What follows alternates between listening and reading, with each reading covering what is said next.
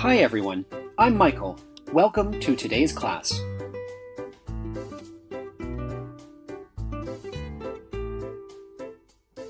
Today's topic is about a certain type of news. While you may not have come across the type of news mentioned in the lesson, the concepts and ideas presented in the lesson will help you understand the world better. Furthermore, your English skills will improve, and so will your cognition. So then, are you ready? Let's get started.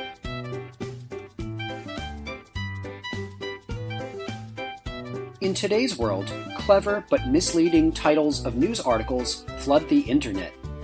With the rise of we media, where everybody tries to attract viewers through these kinds of titles, you can hardly browse the internet without coming across them.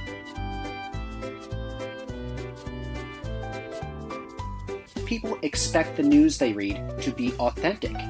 However, we can't resist reading articles that are intriguing but contain less reliable information. It seems that sensationalism is unavoidable in today's news.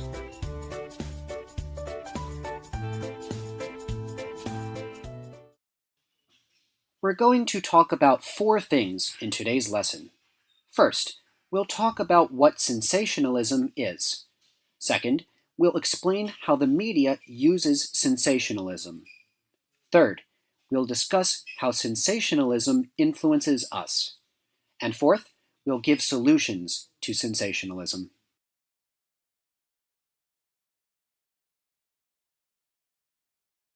So, what is sensationalism? Sensationalism is a type of bias used by the media as a way of getting people's attention. They use eye-catching words or present information in a shocking or even distorted way. The title may have nothing to do with the article itself.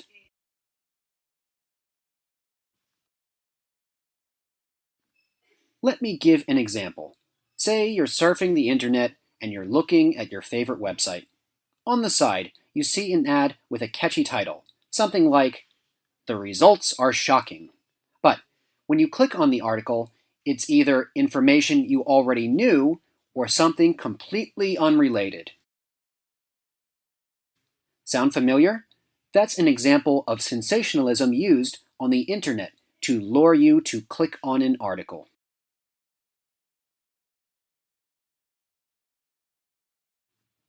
So, what makes clicking on an article like this so tempting? Understanding human psychology can help shed light on this question.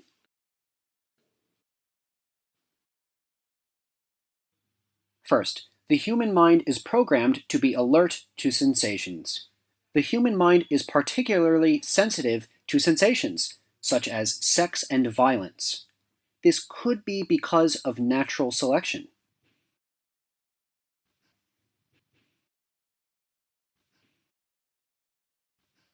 Second, sensational articles always appear to be something new and exciting.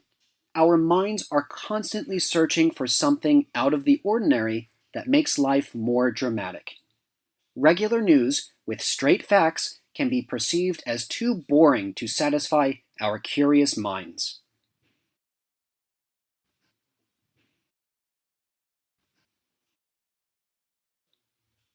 For content writers, they may be under the effect of groupthink. This means they won't report on deep topics in order to minimize conflict and criticism. A deep topic may receive great criticism, and it may be safer to simply report on trivial issues.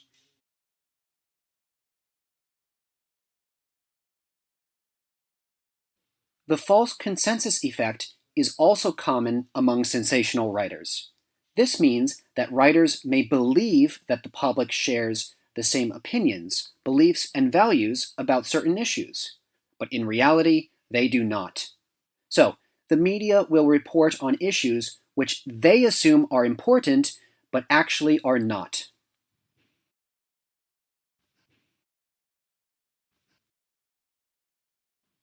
Now that we understand what sensationalism is, let's discuss how the media uses it.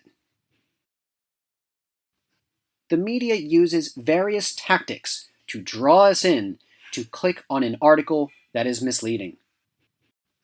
One tactic they use is trying to appeal to our curiosity. To do this, the media will use misleading titles to catch our attention.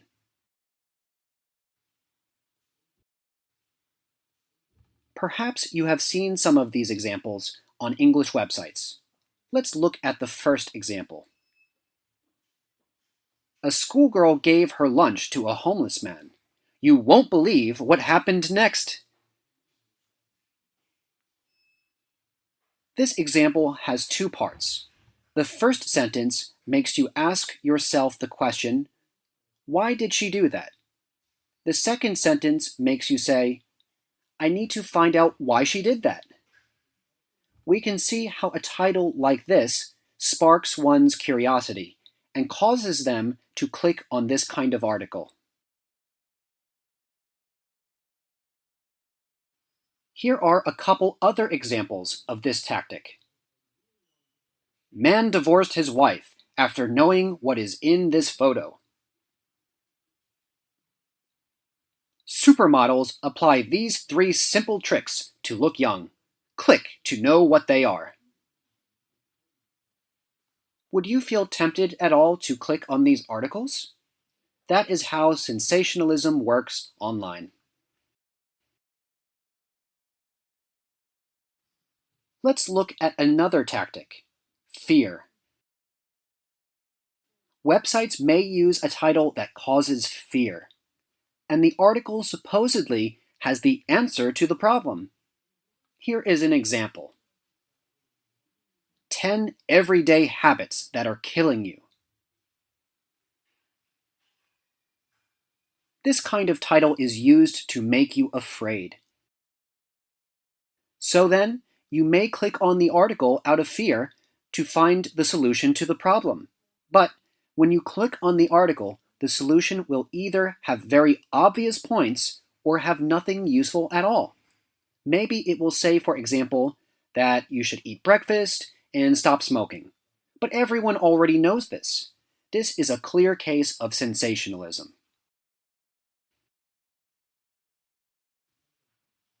Often, the media will exaggerate a non-issue to try and get people interested in it. Let's look at our course's definition of exaggerate.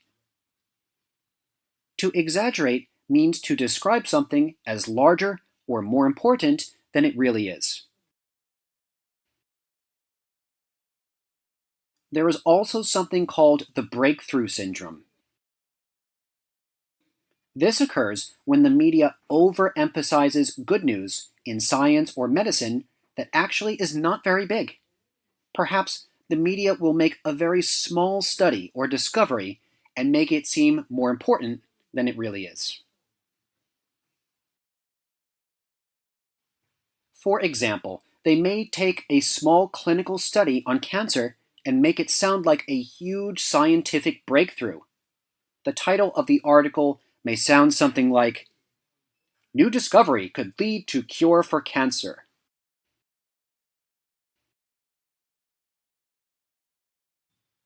So, why does the media use sensationalism? It seems ridiculous that websites would want people to click on articles that are misleading. What's in it for them? The answer is money. Stories that appear to be more engaging and attention-getting will attract more readers. The more viewers the article has, the higher its revenue will be.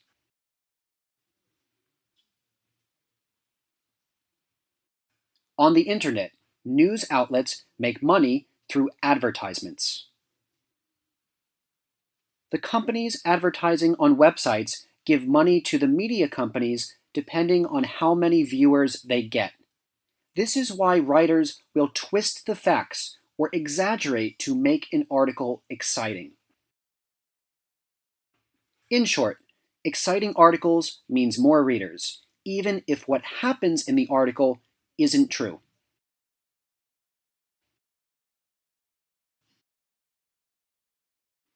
Another reason why the media uses sensationalism is because it's easier to write. It can be easier to simply exaggerate because the writer is free to choose how to write it. An issue that is not very serious will also be easier because one won't need to report on deep, complicated issues. Less effort is required for these types of articles. This leads to a quicker profit for media companies.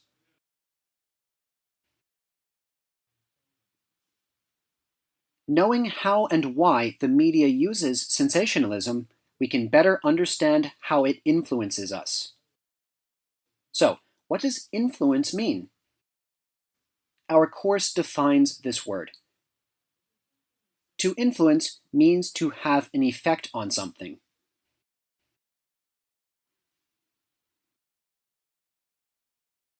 One way that sensationalism can affect the public is that it can clearly be misleading.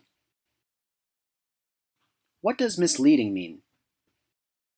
Our course tells us, it says, to be misleading means to lead away from the truth, to give a false idea. If articles are misleading, then the public will be blinded from the truth. This is important because the public feel they are being lied to. They may lose confidence in the media. If the public lose confidence in the media, they may also lose confidence in their government, which supports it. Sensationalism may also cause the public to become less sensitive to information. One problem with sensationalism is that it is an endless cycle of excitement and disappointment. For example, viewers look at an article that appears to be exciting on the surface. Then, after reading it, we are left disappointed because of the lack of content. This cycle can cause viewers to become less sensitive to actual important information in the news.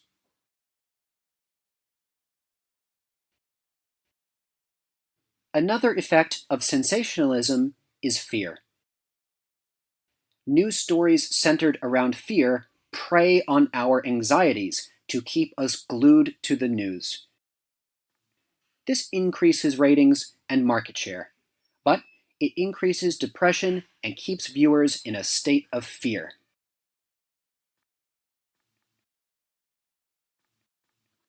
Like we mentioned previously, the media has two aims with fear-based reporting. The first is to catch your attention and make you fearful. And the second is to persuade you that the solution to your fear will be in the news story. This type of reporting leads people to be pessimistic instead of optimistic and causes anxiety.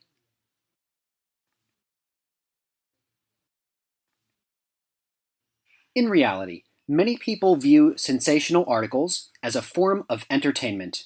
Some people like to read exciting news stories even if the content is empty.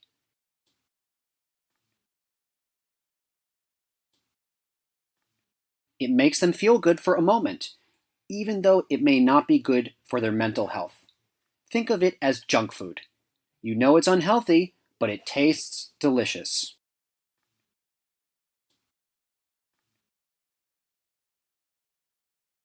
Sensationalism not only affects viewers, but content providers as well.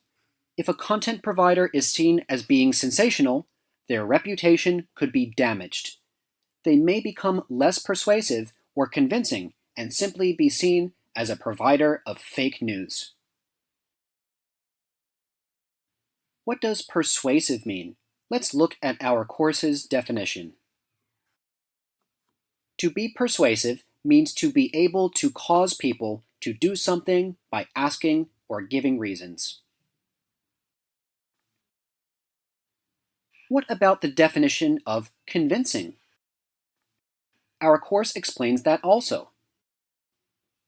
To be convincing means to provide powerful support for a belief and to overcome doubts.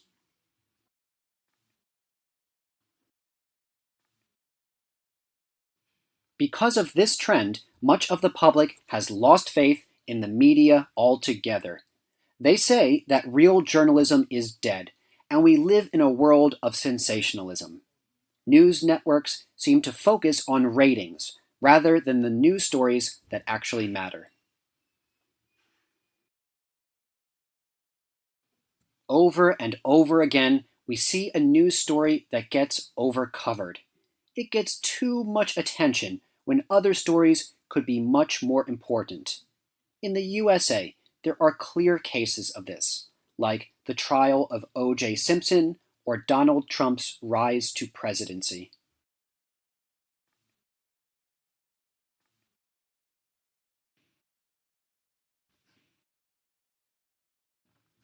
This overcoverage has created a clear bias within journalism. This is one reason trust in the media has reached an all-time low in the USA. According to one source, only 32% of Americans trust media sources, such as newspapers, television, and radio.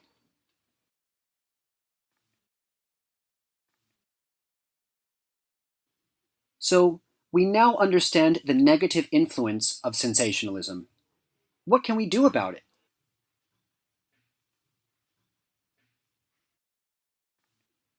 Every day, we are overwhelmed with massive amounts of media. How do we determine what is real media and what is just sensationalism? We should use critical thinking to fight against it. Critical thinking is something that is not easy to use when reading the news, but it's something we must do in order to understand what we read from an unbiased point of view.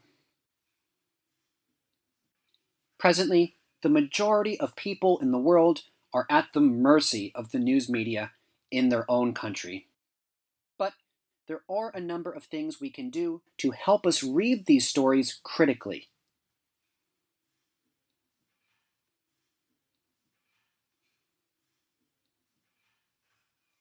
Here are a few things we can do. First, we can look at the importance of a story. Many news stories are made to seem bigger or more extreme than they really are. Instead of getting caught up emotionally, ask yourself if the news story is actually important.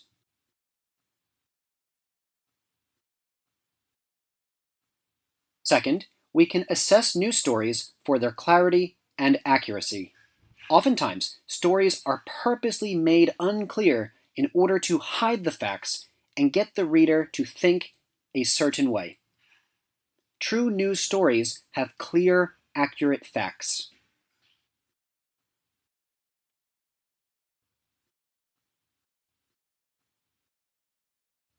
And third, find multiple sources of information, not just those of the mass media. This will help you view a story from multiple viewpoints and identify bias within a story. It will also help you identify any inconsistencies in a story. These are a few skills to develop to help us become critical readers of the news. By developing these skills, we can come to reasonable conclusions using a balanced approach. Currently, few people have developed these skills. We, as news readers, are not the only ones who need to fight sensationalism. Content providers also need to take more responsibility. While it may seem far-fetched in today's media, there are content providers who do fight against sensationalism.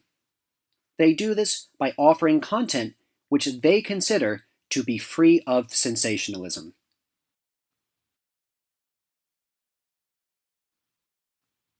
Everyone can be a part of this cause, even if you're not an adult.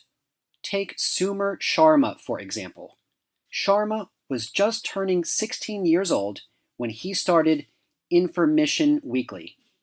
Information Weekly started as a weekly newsletter giving readers short, simple updates of important events around the world. Sharma started this because he believes news focuses too much on crime, corruption, and negative events. He believes there is more happening in the world than the sensationalism the media loves. His mission is to inform the world without being biased or exaggerating.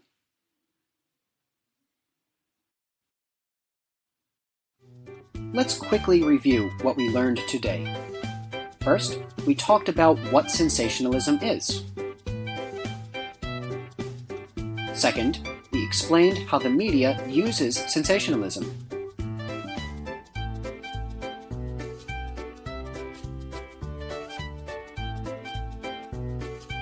Third, we discussed how sensationalism influences us.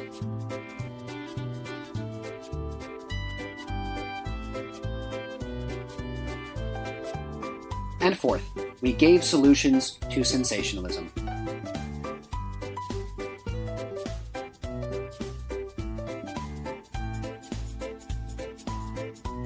There is so much news out there.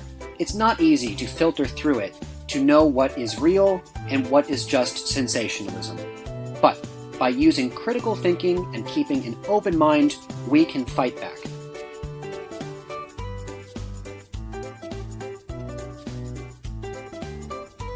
Well, everyone, that's all the time we have for today.